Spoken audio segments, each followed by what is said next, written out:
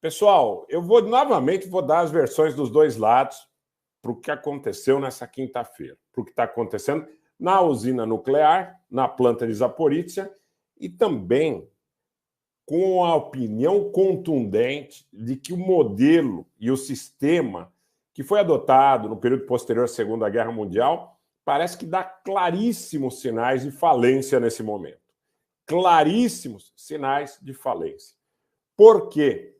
Antes que nós pormenorizemos as versões das partes, nós temos que entender o seguinte: existem acusações de lado a lado em relação à responsabilidade sobre os fatos que acontecem na usina nuclear, que hoje chegou a um cume, a um ponto no qual versões contraditórias dizem que 2 ou as 4 posições mais importantes da usina teriam sido desligadas. E, segundo o governo ucraniano, a usina segue desconectada do sistema elétrico da Ucrânia. Então, o que eu quero dizer para os senhores é o seguinte: nós não temos árbitro. Nós estamos ao Deus dará. Nós estamos ao Deus dará. Nós não temos árbitro de uma organização multilateral que possa gozar de confiança de todas as partes e que possa agir num processo como esse com celeridade. Então, as acusações de parte a parte, as atribuições de parte a parte à situação que está acontecendo agora, essa interrupção, e me parece que a usina foi religada, mas parece que ela não foi reconectada, segundo dizem os ucranianos, ao sistema de suprimento da Ucrânia. O Zelensky foi à televisão para dizer algo sobre isso.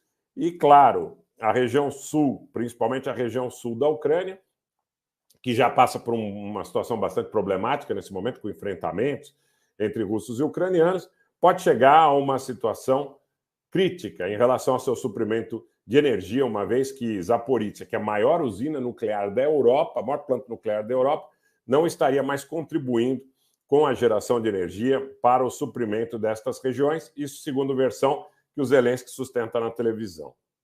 Fato é, e eu vou passar para vocês, vou repetir, vou passar ipsis literis, literalmente as duas versões, começando pela versão russa, que inclusive foi veiculada pela agência Sputnik Brasil.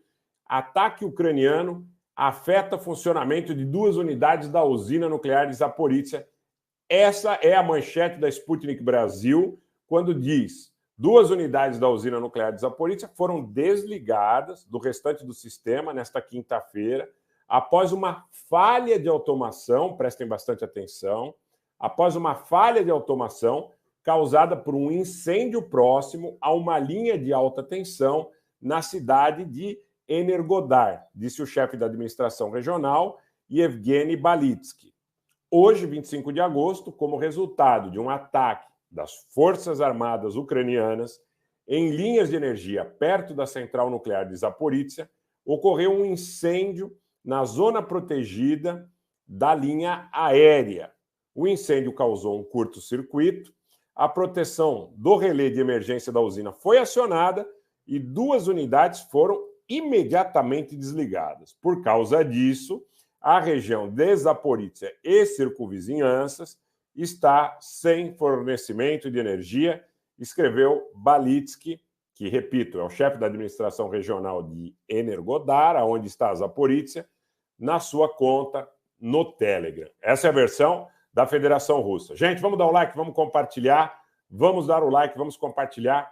Nós estamos dando para vocês, todos os dias, todos os detalhes do que está acontecendo e as respectivas narrativas. Então, na medida do possível, fica fácil para interpretar. Quero repetir, antes de dar a versão ucraniana, que também darei aqui, que é a organização multilateral correspondente, no caso a Agência Internacional de Energia Atômica, e o próprio Conselho de Segurança das Nações Unidas, em última instância, demonstram sinais de absoluta fadiga. Ou seja, estão ali instituídas organizações que têm um custo operacional importante, que tem toda uma repercussão teórica, política, nas relações internacionais, geopolíticas, geoeconômicas, que deveriam regular uma relação relativamente estável entre países. Naturalmente, você tem momentos de turbulência, e elas não estão conseguindo colocar os seus aspectos mais elementares, do ponto de vista operacional, para beneficiar a paz mundial. Esse é o ponto, gente. Nós estamos aqui trabalhando numa situação em que as acusações são recíprocas, todo momento é aventada a possibilidade de uma visita da Agência Internacional de Energia Atômica, mas ela não ocorre, porque não há consenso entre as partes, por filigranas, por detalhes, o que quer que seja, e o mundo segue, na realidade, muito ameaçado por um possível problema que possa decorrer daí e possa, inclusive, também afetar outros países da região. Darei a versão ucraniana, a nota ucraniana que foi repercutida pelas mídias ocidentais, mas também, ao cabo, darei uma última versão que os Estados Unidos, nesse momento, através de suas autoridades, começam eles mesmos já a não mais chancelar uma versão, no caso a versão ucraniana. Eles estão dizendo que não é possível mais verificar quem seria o responsável por esses ataques perigosos no entorno da usina de Zaporizhzhia.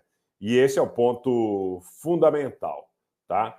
A fonte da energia, as fontes de energia da usina de Zaporizhzhia foram restauradas, estou repetindo isso para vocês, para que fique claro, mas, segundo a Agência Nuclear da ONU, a Agência Internacional de Energia Atômica, sediada em Viena, ela permanece desconectada da rede ucraniana. Segundo a AIEA, Agência Internacional de Energia Atômica, Zaporizhzhia, nesse momento, não está conectada à rede ucraniana.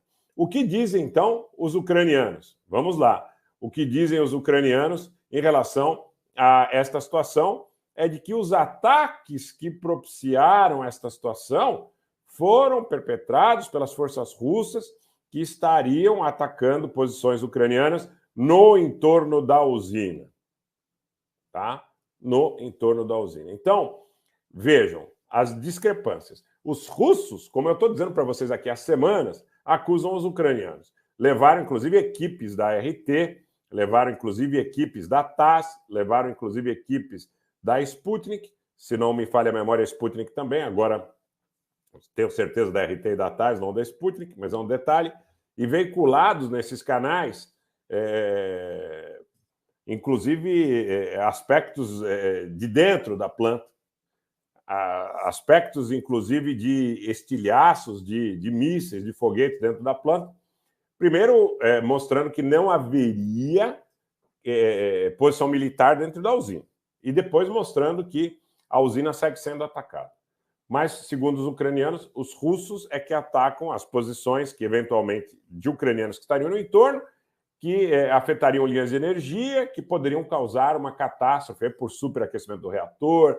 Felizmente, dessa feita, ele foi desligado, mas há o risco, inclusive, que o próprio reator seja atingido e a catástrofe não seja dada por uma situação subsidiária. Quer dizer, o problema foi na linha, aqueceu, você ficou sem energia no reator, o problema aconteceu em função de um dano colateral. O próprio reator pode ser atingido. Essa é a grande questão. Agora, meus senhores, as agências internacionais me parece que mostram sinais de fadiga ou falência. Porque nós, como digo, aí sim, efetivamente, a comunidade internacional. Não a comunidade internacional aventada por alguns canais que são useiros e bezerros fazer propaganda, tá? Que a gente não faz. A gente dá... passa as versões, mas não por covardia ou por imoralidade ou por não tomar posição. Nós temos posição. Claramente nós temos posição em relação a todos os temas que nós abordamos. Mas é importante que nós não queiramos impor as nossas posições aos senhores. Muitos de vocês podem ter posições diferentes, outros podem ter posições iguais à nossa. Agora vocês têm que conhecer os fatos. E de maneira absolutamente clara. Absolutamente clara.